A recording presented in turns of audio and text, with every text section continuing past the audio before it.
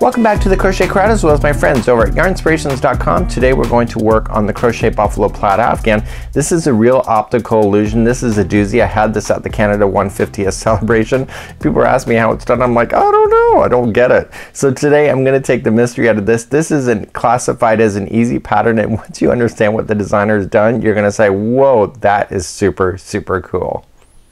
This video has sound alerts added. When you hear this sound, it will be your signal that the segment is finishing up. Press stop and crochet the instructions and then press play again to continue along in your project.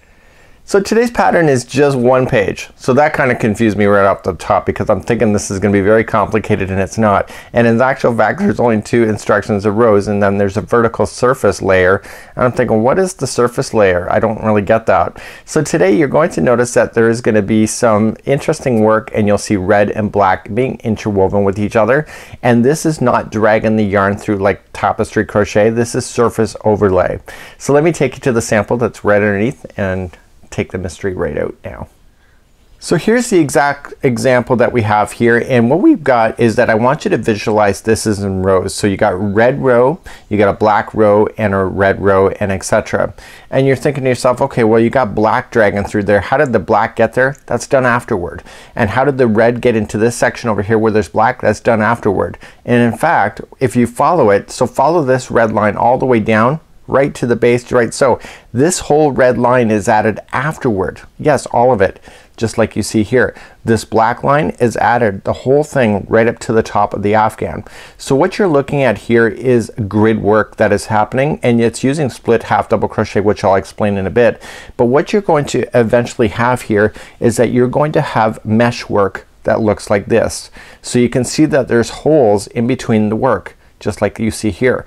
So what happens here is that we're going to be able to get this to go bigger, and then at the end we're going to do some surface overlay. So if we surface overlay with the orange here, the orange looks like that it's finishing up the orange, and then it's gonna look like it's dragging partially through the red and then back to orange.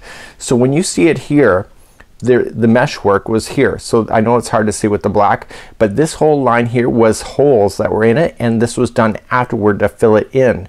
So the red really gives you an indication on how that's done too. So this red is dragged in. So every other one that you see is the mesh work, and the ones in between are the surface overlay as you go back across. So the long story short is that you're going to create the mesh. So the surface overlay has not been applied to this particular sample. But what happens when you provide the overlay, the surface overlay? Watch what I'm just going to demonstrate it just with a piece of string. It's not done this way, but watch. See? When it's passing over the red, it fills it in, and when it's passing over the orange, it looks like it's a line. And the same thing would go then if it was orange, doing the exact same thing. So if it's orange and going across, it looks like it disappears into the orange here, but then it creates the line that you see up here. So it's actually a really neat effect when you're going to work on this. So let's begin today, and let's start working on the mesh. I'm going to use split half double crochet in order to get you to do this. I'm also going to teach you how to weave in your ends, because you will have ends to weave in, whether it's the beginning and all the surface overlays that go in. The surface overlays always start at the bottom, so I marked it with the stitch marker, so I remember to go up from the bottom when I go to do this. But I'm going to show you how to make the mesh first, and then we'll do the surface overlay second. So we're using Bernat blanket yarn, and you'll need a bigger hook than normal recommendation, and it's an N as in Nancy, a 10mm size crochet hook. Usually with Bernat blankets it's an 8mm, size L as in Larry. So you need a bigger size hook for the split half double crochet stitch that we're going to be working on. So you're going to create a slip knot, create an extra long tail so you can use it to sew it in afterward in order to hide in the ends. So let's create our first slip knot right so here. And you want to chain a total of 105. So what I'm going to do is I'm only going to do a small sample with you here on screen, but you're just going to chain. So 1, 2, 3, 4, and 5, and go all the way to 105 for me, and see me back here in just a moment. So let's begin row number 1. So row number 1, we're going to half double crochet third chain from the hook. So watch what I do. So you're going to just count back. So 1, 2, and 3. And when you're doing this, what I want you to do is that I want you to make sure that in the third chain, when you go to wrap it first, that you get 2 strands that face up and 1 are on the bottom. It makes a difference in the final look. So what you're going to do is that you're just going to pull through, and then you're just going to pull all through 3. Now you will know, you should know right now, this chain that we just skipped over is not going to count as anything in the future. So it's just sitting there by itself. So let's chain 1. We're going to skip the next one on the chain and go and half double crochet into the next chain after that. And you're going to do that all the way down your chain. Okay, so chain 1, skip the next chain and half double crochet in the chain after that. So please do that all the way down your chain, and I'll meet you at the end of your chain. So now that you're all the way at the end of your chain, it obviously will be longer, but you're going to turn your work and then you're going to begin. So you want to keep everything looking like it's a mesh. So these spaces in between, you want to keep them that the spaces above will stay in the same spot. So how we do this, whenever we go across, all the ones are the same, and every 6 rows you change your color to a different color. So if you want that one exactly in the pattern, it will be 6 colors or 6 rows of red, 6 rows of black, and etc. And if you want to do anything else, that's up to you. So you're going to always then chain 1 only, and you're going to come down into the very first one that you started with, so right all the way down, and you're going to do a split half double crochet. So what you need to do is that you need to come down to this half double crochet and split the legs open. So yarn over and split it and go right in between the legs and go right through the project and pull through, and then pull through all 3. So it's a split half double crochet. Once you're satisfied with that, chain 1 and then go to the next one here. So let me show you the split. Do you see these 2 strands right down here? You are going to yarn over and just ram your hook right through there. Normally we go on the top of the stitch, but in this case we're going through the legs of the half double crochet, and this is going to compact everything down, and you're going to half double crochet as normal. Then chain 1 and then go to the next one here. So split it and go down on the base. We have another tutorial just for this stitch alone for split half double crochet if you're not getting it here, and then chain 1 and keep doing that all the way down. So you're going to be doing split half double crochet throughout the entire project when you're doing this meshing part of it, and this will compact everything down, and when you do the surface overlay it's going to match the look, and so therefore this is where the optical illusion's happening, because you really can't tell what is surface overlay and what is the split that is happening here. So once you get all the way to the end, just chain 1, go to the next one, split it. So once you get all the way to the end, what you have to watch out for the most is make sure that you don't think that there's an extra stitch there. So chain 1. So you would think that there's 2 extra stitches here. There's not. This extra chain right in the beginning doesn't count as anything. So you're just gonna go into the very last one, split it, and then pull it through like that. See, it's pretty close. So once you get that done, you just turn your work and start the next row. So chain 1 always to start, and then you're gonna come down and split it. The same stitch, split it, and then chain 1 and move across, and then come down and split the next one. So that's all you're gonna do. So what I'm gonna do for you is that I'm gonna go a little bit more here, and then I'm going to show you how to change color, because I want you to make sure that you understand how to hide in your loose ends. I'm gonna give you a demonstration because you're gonna need that when you do the surface overlay as well. So you're just doing split half double crochet all the way down. Once you get used to this stitch, it actually works out pretty quick. It's just a matter of getting used to it. It's a new stitch for me, so I'm a little sluggish at it, but that doesn't mean that it's not impossible. It just means I just gotta have a little bit more practice. And then make sure when you come to the end you don't think that's 2 stitches, it's only 1, and this chain 1 that you created in the beginning makes it look like there's 2, but just go into the last one, split it, and etc. So turn your work, chain 1, come down, split it, and then chain 1.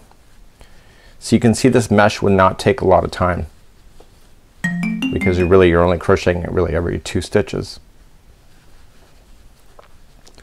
So please do that all the way across, and then I'm gonna show you how to change color. So a few minutes ago I just left you on an earlier row, and now I have my 6 rows complete. How can I tell? Just count the crossbars that you can see. So 1, 2, 3, 4, 5, and 6. So every 6 rows this color is going to change. So to change color, just trim your yarn and just pull it through like so to lock it, and leave an extra long tail so that you can use a darning needle for that, and turn your work and get your next color.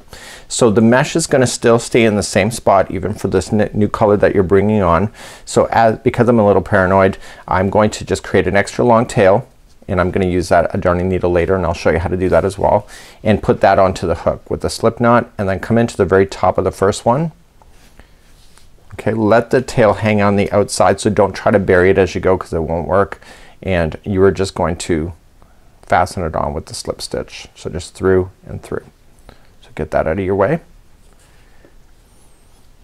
Okay, so we have to come down and we have to bury this first one here, but we gotta chain one first and then bury the, do a split. So just come down and split it, and you'll really notice it now because you change colors.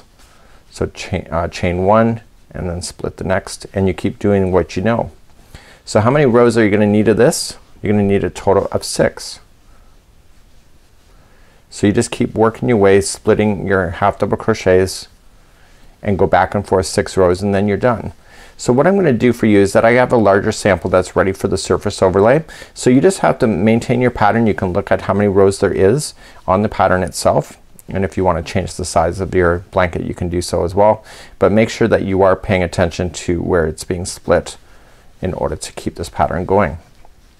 So make sure you get 6 of these rows, and what I'm gonna do for you now is that I'm going to show you how to weave in your ends with the darning needle, because you're gonna need to know that for this particular part as well as the surface overlay as well.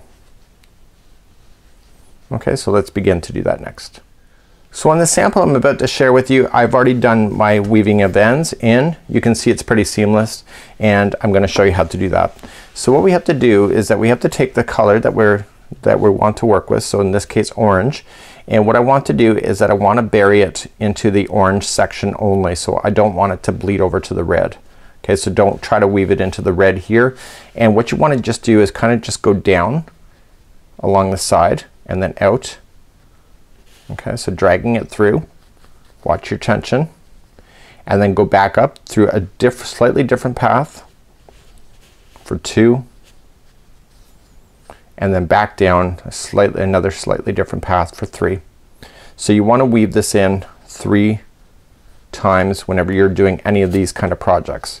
Okay, and this will be for all of them that you're going to do. So once you do that 3 times, you can safely cut it. It's gone. And then with this red one that you have here, you're gonna notice that whenever you do these red, or sorry, switching over like this, you're gonna notice that there's a little bit of a bump that you see here. This darning needle straightens it out. Okay, so if you have that, don't be worrying about it too much.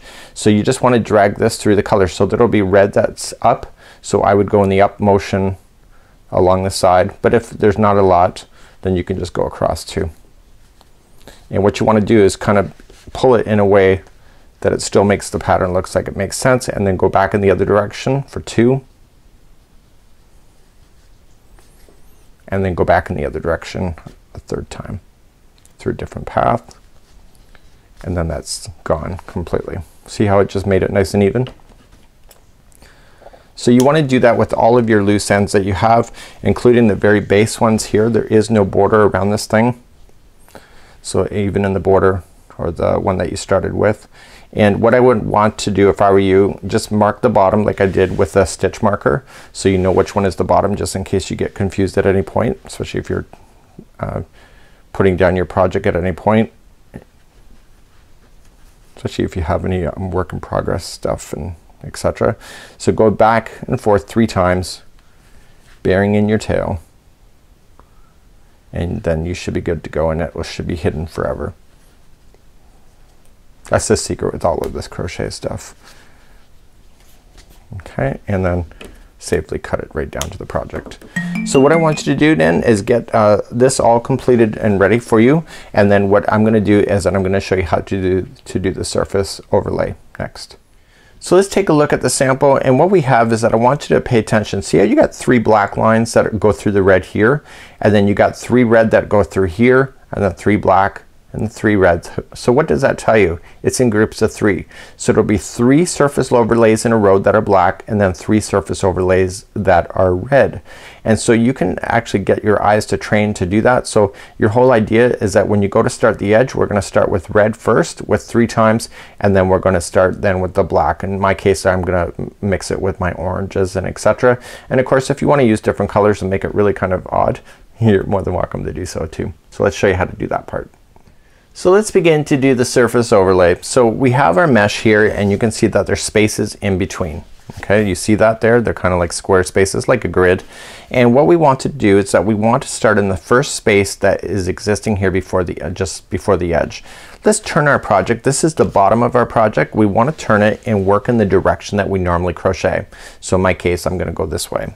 So you can use either red or orange to start. It really kind of doesn't matter. That's kind of up to you on what you would like to do, and you can use a different color if you wish. Here's the secret though.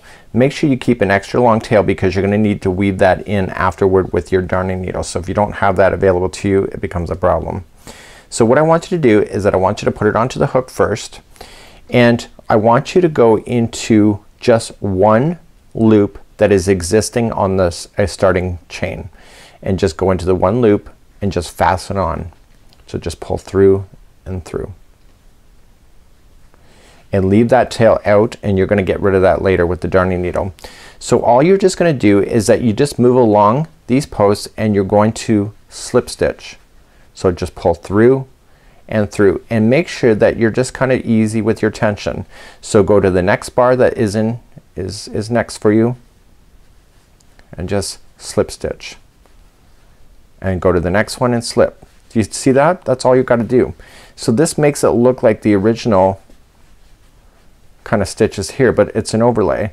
So when it's working in the orange race, so you don't really notice it so much because it's working as part of the pattern, but as soon as you get into the red, which I'm about to do next, it's gonna be noticeable, and that's what gives you the plaid look.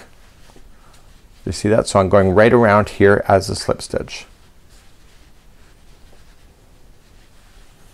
So I would do 3 rows of this orange and then switch over to the red. So this will give those lines that appear to be opposite in color when you're going over the opposite color. So you're gonna go all the way to the top of your project, and you were going to then slip stitch into that last starting chain, or the last row that you had.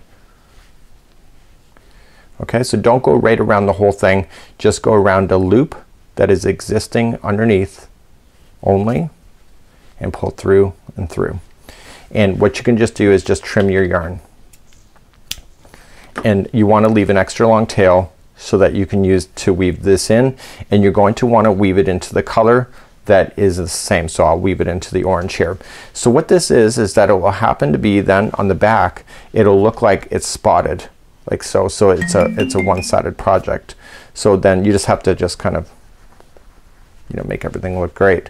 So then you're gonna do another one of that. So let's do another one.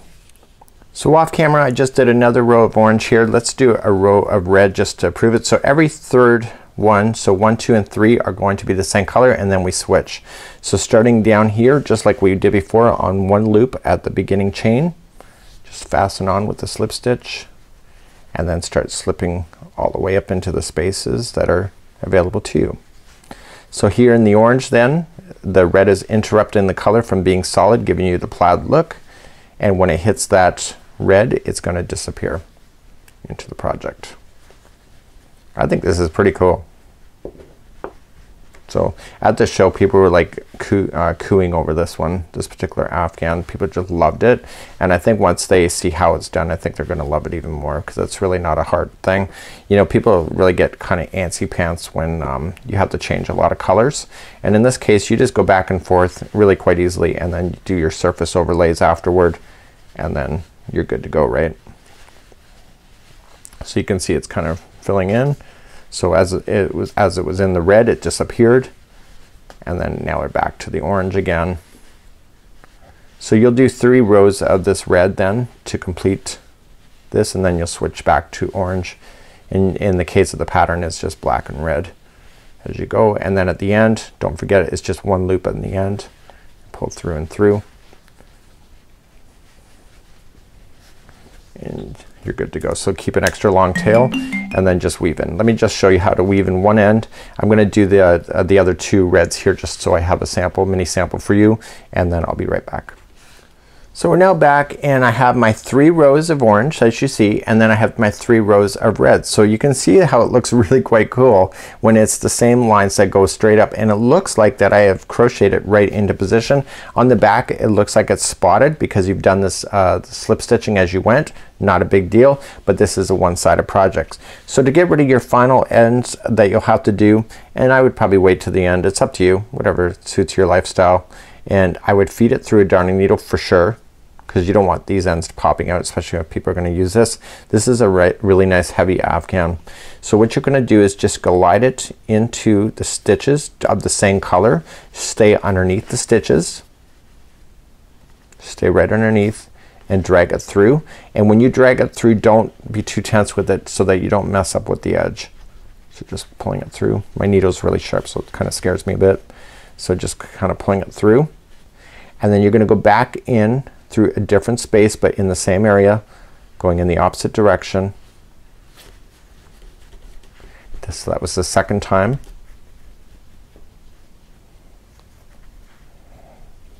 Okay, and I want to make sure I'm doing a good job here, and then I go back in the third direction.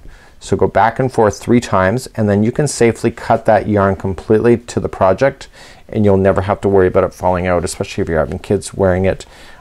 You could really make a nice man-gan with this, like for men. I'm making this look harder than it is. So I'm just pulling everything through like so, and then you can just safely cut it right down to the project. So take your time with this, and then you're gonna want to do all your ends just like so. So just match the colors to the colors, so match it in there, and then the orange, you can see it pretty matches anyway because it's solid there, and etc. So this is how you do the Buffalo Plaid afghan. This is a really neat afghan, and I think that you'll really enjoy it at the same time.